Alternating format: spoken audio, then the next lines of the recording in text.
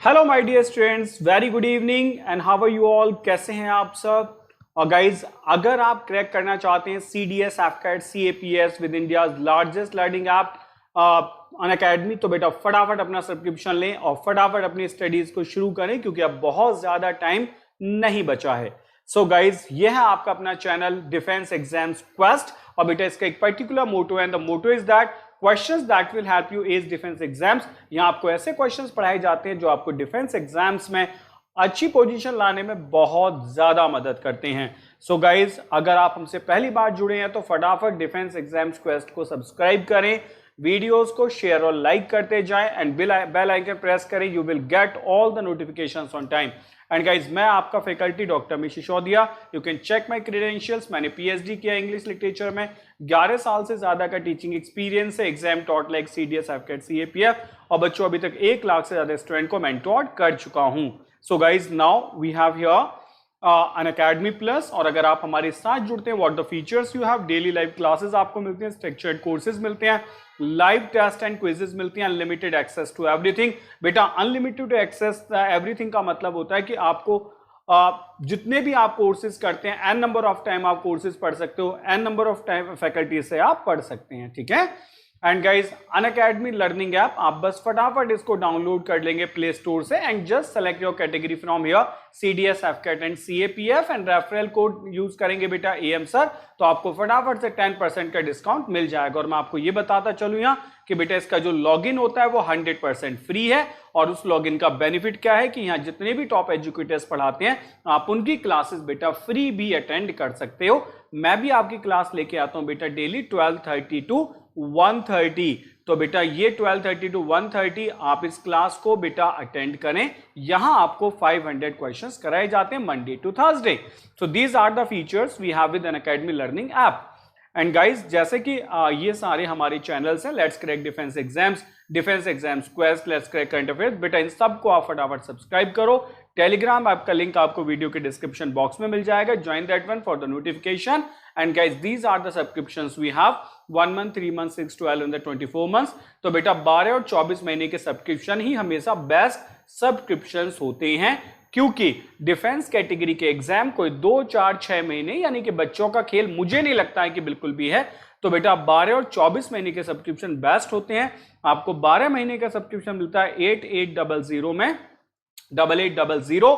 And बेटा जब आप वहां मेरा रेफरल कोड यूज करते हो AM सर, तो ये बन जाता है बेटा 7920 का, ठीक है। So it is not going to be expensive, cost बिल्कुल सही है, क्योंकि इसमें बेटा आपको मिलता है क्या है, n नंबर ऑफ टाइम आप कोर्सेज कर सकते हो, n नंबर ऑफ फैकल्टी से पढ़ सकते हो। बेटा कैटेगरी का कोई भी कोर्स पढ़ो, चाहे वो CDS है, चाहे वो AFCAT है, चाहे वो CAPF है, बेटा आप कुछ भी पढ़ सकते हो। SSB की तैयारी हमारे साथ करो। So everything you will get here. तो गाइज, बिना घबराए you can start with Unacademy plus, okay. Now and guys, ये हमारे कुछ बैचेस हैं, मैं आपको बता देता हूं। गोल CDS टू CAPF 2020, AFCAT 2020 शुरू होने वाला है बेटा। अगर आपका सपना है डिफेंस में जाने का, तो मुझे लगता है कि ये बिल्कुल पीक टाइम है जब आप चीजों को शुरू करें, क्योंकि जितना टाइम अभी बचा है वो मैक्सिमम टाइम होगा। अब इसके बाद तो बेटा बहुत चीजें बहुत क्लोज होती चली जाएंगी। आप इसके फीचर्स देखो, 300+ लाइव क्लासेस आ रहे हैं, comprehensive study plan, previous year questions का डिस्कशन मिलेगा बेटा, topic wise PDF, quizzes, assessment with poll and dedicated doubt session, dedication, devotion and commitment. ये बेटा हमारा ट्रस्ट होगा आपके साथ। तो don't worry, you will get each and everything. और बेटा कोर्स में एनरोल करने के लिए, सब्सक्रिप्शन लेने के लिए मेरा रेफरल कोड यूज करें AM सर, साथ के साथ 10% का डिस्काउंट भी आपको मिल जाएगा। So these are the features we have. And guys, now let's start the session. What we have today to go. बेटा आज हम सेंटेंस इंप्रूवमेंट का डिस्कशन करेंगे एंड हमारे पास कुछ क्वेश्चंस हैं। लेट्स सी, सेंटेंस इंप्रूवमेंट बेटा आपके पेपर में आता है, तो देखते हैं कि आप कितना क्वेश्चन सॉल्व कर पाते हो। आ जाओ, पहला सेंटेंस बेटा, कुछ अच्छे से क्वेश्चंस हैं, थोड़े से डिफिकल्ट भी हैं। Let's try. I will give you 30 seconds to go. 30 second में आप आंसर निकाल सकते हो। The man whom I thought was thoroughly honest proved to be a swindler। बेटा क्या आंसर होगा? The man whom I thought was thoroughly honest proved to be a swindler। ठीक है बेटा, हमने सोचा वो ईमानदार है लेकिन वो नहीं था। The man whom I thought was thoroughly honest proved a swindler and the man whom I thought was thoroughly honest proved to be a swindler and the man to whom I thought was thoroughly honest proved to be a swindler and no improvement। बेटा बताओ क्या answer होगा? देखो जल्दी से, चारों options मैंने बोल दिए हैं, ठीक है। ठीक बेटा, इसमें टू बी मिसिंग है तो ये तो आंसर हो ही नहीं सकता है ना, ठीक है। The man who I thought, बेटा हु आई थॉट इसलिए नहीं होगा, अगर हम हु को सब्जेक्ट बना लेते हैं तो एक वर्ब लगानी होगी, ठीक है। The man to whom I thought, ठीक है। अगर ये टू का इसका ऑब्जेक्ट है तो बेटा फिर थॉट का ऑब्जेक्ट कौन होगा, तो कहने का मतलब ये हुआ ये भी गलत है, तो no improvement will be the correct answer. जो गिवन सेंटेंस है वो बेटा बिल्कुल सही है। ओके, नेक्स्ट आ जाओ। No sooner had the dividended been declared the notices were sent out. बताओ बच्चे क्या आंसर होगा। No sooner had the dividend been declared, जो फंड होता है ना दैट इज वो डिक्लेयर्ड हुआ, the notices were sent out, तो बेटा क्या करेक्ट आंसर होगा देख के बताओ। ऑप्शन है the company had hardly declared the dividend till the notices were sent for mailing and they had no sooner declared the dividend than the notices were sent out and hardly had the dividend been declared then the notices were sent out। ठीक है, तो देखते हैं बच्चे। no sooner had the dividend been declared, ठीक है, the notices were sent out, ये भी आंसर सही हो सकता है ना बेटा ऐसे तो, ठीक। the company had hardly declared the dividend till the notices were sent out. बेटा अगर हम एक्टिव वॉइस में देखें तो ज्यादा अप्रोप्रिएट है कि कौन डिक्लेयर करने वाला, कंपनी, क्योंकि उसमें ये नहीं पता चला बेटा दिया किसने था। They had no sooner declared the dividend then, बेटा दे कौन होते हैं, बेस्ट आंसर होगा। जैसे देखो अगर मैं कहता हूं कि द मिल्क वॉज डिस्ट्रीब्यूटेड, ठीक है, तो ऑप्शन आया समवन डिस्ट्रीब्यूटेड द मिल्क या मिल्कमैन डिस्ट्रीब्यूटेड द मिल्क, तो बेटा बेस्ट आंसर कौन होगा, मिल्कमैन होगा। भाई समवन क्यों काम करेगा, जब हमारे पास ना हो तो हम इंडेफिनिट ले सकते हैं, लेकिन बेटा अगर हमारे पास सब्जेक्ट दिया जाए मिल्कमैन तो that will be the appropriate answer. तो कहने का मतलब होगा ये वाला आंसर गलत हो गया, ठीक है। hardly had the dividend been declared by, same problem we have again here, so बेटा जो सेकंड सेंटेंस है उसका करेक्ट आंसर बेटा क्या होगा, ए होगा, ठीक है। आ जाओ। Riding upon his horse, the tiger jumped at him, बेटा riding upon his horse, the tiger jumped at him, क्या आंसर होगा। देखो फटाफट, बड़े अच्छे से ये बेटा क्वेश्चन है, और इन क्वेश्चंस को जब आप देखोगे तो समझ आएगा कि इन क्वेश्चंस में बेटा एक ऐसी क्वालिटी है कि जो आपके दिमाग को वाइब्रेट करा सकती है। राइडिंग अपॉन हिज हॉर्स, अपने घोड़े पे दौड़ते हुए, the tiger jumped upon him, बेटा ये तो पार्टिसिपल का रूल है ना, ठीक है, और सब्जेक्ट कौन है, टाइगर, तो टाइगर को यहां रख दो। तो सेंटेंस कुछ ऐसे दिखाई दे रहा है कि the tiger riding upon his horse, कि जो टाइगर था वो राइड कर रहा था उसके घोड़े के ऊपर, and the tiger jumped at him, और टाइगर उसके ऊपर कूद पड़ा, ठीक है। तो यहां से हमें ये समझ आ गया बेटा टाइगर राइड नहीं कर रहा था, कोई और राइड कर रहा था, ठीक है। अब हम सेंटेंस को दिखाने की कोशिश करते हैं। Riding upon the tiger the horse jumped at him, बेटा सेम प्रॉब्लम यहाँ है, इसमें हॉर्स टाइगर के ऊपर आ जाएगा, ये भी गलत हो गया। The tiger jumped at him while he was riding upon his horse, ठीक है, ये आंसर हो सकता है कि यह आदमी राइड कर रहा था अपने हॉर्स पर, टाइगर जंप कर गया। The tiger road at him while he was, बेटा टाइगर उस पर क्यों रोड करेगा, ये भी गलत है, तो नो इंप्रूवमेंट है ही नहीं। करेक्ट आंसर क्या होगा बेटा, B will be the correct answer.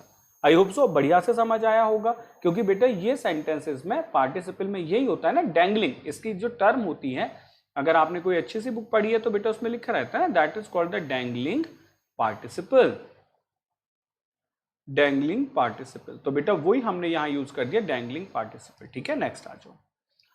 I in black and white must have your terms down, I in black and white must have your terms down, बताओ बच्चे क्या आंसर होगा।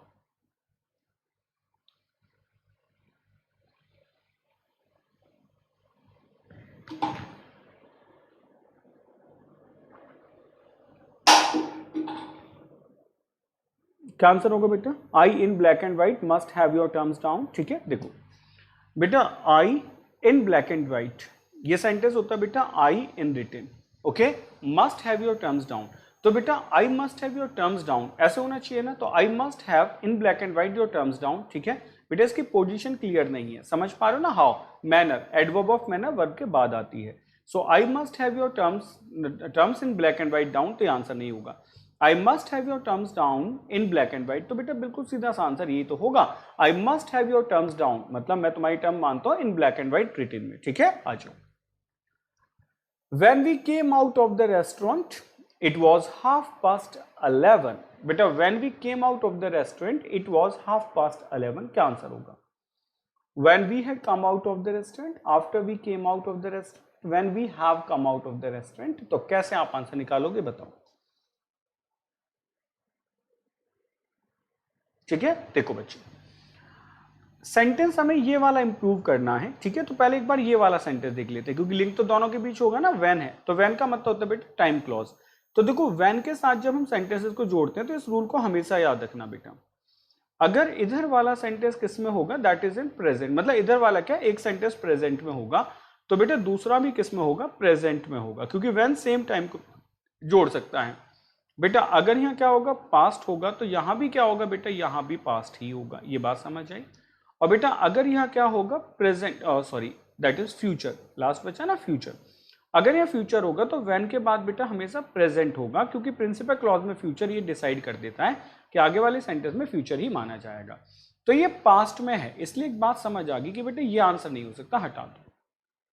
मतलब अभी तक हमें ये समझ आया ये आंसर नहीं होगा। अब हम एक एक करके देखते हैं। पहला, when we had come out of the restaurant, बेटा ये भी पास्ट में, वो भी पास्ट में, लेकिन हैड का यूज कब करते हैं, जब एक काम के पहले एक काम हो, यानी कि यहाँ पास्ट इंडेफिनिट, यानी कि यहाँ आप क्या करते हैं बेटा, 11 बजे आते हैं, 11:30 होता और इससे पहले आप निकल जाते हैं, लेकिन दोनों काम तो सेम टाइम पे हुए, तो ये वाला आंसर नहीं होगा। ठीक है, आफ्टर वी केम आउट, बेटा आने के बाद थोड़ी, तभी बजे थे ना, तो करेक्ट आंसर हुआ बेटा नो इंप्रूवमेंट, कोई गलती नहीं है। ठीक है, नेक्स्ट आ जाओ।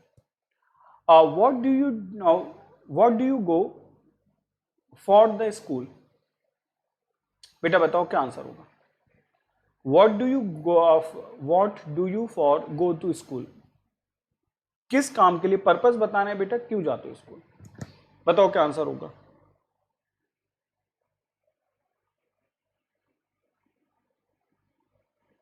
ठीक है, देखो बच्चे, अगर मैं कहता हूं what do you for go to school, तो फॉर क्या है, ये प्रपोजिशन है, और हमें समझ आ गया कि प्रपोजिशन के बाद आने वाली जो वर्ब होती है वो हमेशा जेरन फॉर्मेशन में होती है, तो कहने का मतलब है नो इंप्रूवमेंट नहीं होगा। ठीक है, for what do you go to school, बेटा ये आंसर हो सकता है ना। ठीक है, what do you go to school, for to school, ये गलत हो गया। ठीक है, what do you go to school for, बेटा this is the correct answer. ठीक, जो पर्पस प्रपोजिशंस होती हैं वो बेटा हमेशा बाद में लिखी जाती हैं। तो what do you go to school for, तुम जाते हो स्कूल क्यों। जैसे एक सेंटेंस और लिख के देखते हैं हम, अगर ये सेंटेंस कहते हैं I want a ball pen, I want a ball pen to write with, याद आ रहा है बेटा, टू राइट विद। तो जो पर्पस प्रपोजिशन होती है उसको हम हमेशा बाद में लगाते हैं। The same is what do you go to school for, क्यों जाते हो स्कूल, रीजन बताना होगा, C will be the correct answer. ठीक है, नेक्स्ट आ जाओ बच्चे। He pleased the directors and this completed his report in good time, बताओ बच्चे क्या आंसर होगा। He pleased the directors and this completed his report in good time, 7th का आंसर दो।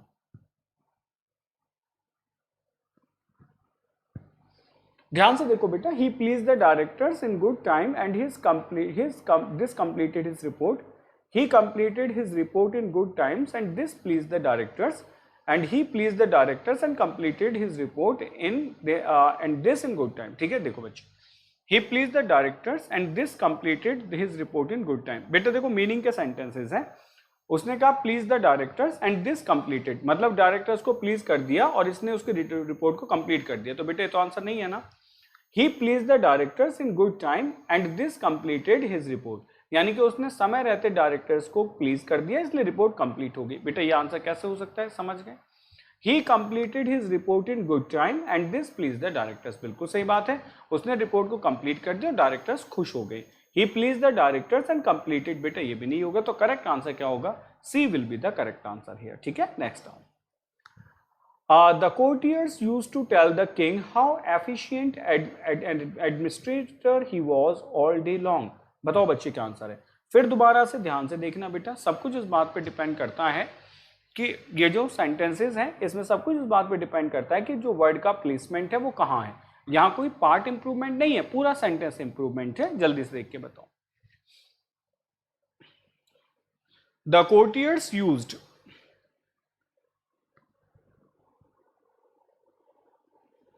the courtiers used to tell the king how efficient and administrator he was all day long। The courtiers all day long used to tell the king how efficient and administrator he was। The courtiers used all the day long to tell the king how efficient an administrator he was, the courtiers used to tell the king all day long how efficient an administrator he was. ठीक है, करें शुरू बच्चों. देखो, The courtiers used to tell the king how efficient an administrator he was all day long. मतलब ऐसा हो गया बेटा कि सारे दिन वो कितना ज्यादा अच्छा एडमिनिस्ट्रेटर रहा, यानी कि बाकी दिन वो अच्छा एडमिनिस्ट्रेटर नहीं रहा. भाई वो ये बता रहे हैं कि यूज टू टेल, उसको बताया करते थे कि आज के दिन वो कितना अच्छा रहा. तो बेटा ऐसे कैसे बता देंगे, वो तो डेली के लिए बताते होंगे ना. तो ये आंसर नहीं हो सकता, क्योंकि जो ऑल डे लॉन्ग है ना, इसका मतलब हो गया he was all day long, कि आज कितना अच्छा रहा. ठीक है, the courtiers all day long used to tell the king how efficient administrator he was. Same problem बेटा. The courtiers all day long used to tell, मतलब सारा दिन बताते रहे कि the king was कितना efficient था. ठीक है, नेक्स्ट देखते हैं. The courtiers used all day long. बेटा यूज किया all day long to tell, मतलब वो ऐसा करते थे कि उन्होंने यूज किया सारा दिन बताना और टाइम पे नहीं बताते थे. The courtiers used to tell the king all day long. आगे समझ बच्चे. The courtiers used to tell the king, वो king को बताते थे all day long, सारा दिन, how efficient an administrator he was. तो बेटा C will be the correct answer. तो सबका सब बेटा all day long के ऊपर डिपेंड करता था कि all day long की पोजीशन कहाँ है. तो पहले में भी गलत है बेटा, दूसरे में भी गलत है, तीसरे में भी गलत है, नहीं, C will be the correct answer. ठीक है, नेक्स्ट आ जाओ. Every Saturday I go out for shopping. बेटा बताओ क्या आंसर होगा. Every Saturday I go out for shopping. What is the correct answer?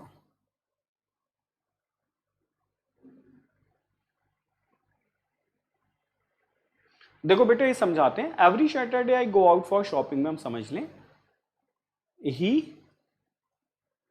went shopping. बेटा ये होता है. ठीक है, he went shopping, he went playing. तब went के बाद gerund आता है तो कोई preposition नहीं लगाते हैं. ठीक है, तो ही वेंट शॉपिंग होगा, ही वेंट प्लेइंग होगा, ही वेंट स्विमिंग होगा, ही वेंट डांसिंग होगा. लेकिन बेटा गो आउट आ गया ना, और फॉर भी आ गया, तो फॉर के बाद तो आईएनजी आएगी. ठीक है, तो गो आउट फॉर शॉप्स तो होगा नहीं बेटा, गो आउट टू शॉपिंग नहीं होगा, फॉर शॉप नहीं होगा. तो करेक्ट आंसर बेटा नो इंप्रूवमेंट, इसमें कोई गलती नहीं है. नेक्स्ट आ जाओ. We had a grand party and we enjoyed very much. बेटा बताओ क्या आंसर होगा. We had a grand party and we enjoyed very much. We had a grand party and enjoyed very much. We had a grand party to enjoy very much. And we had a grand party and we enjoyed ourselves very much. ठीक है, समझते हैं बेटा.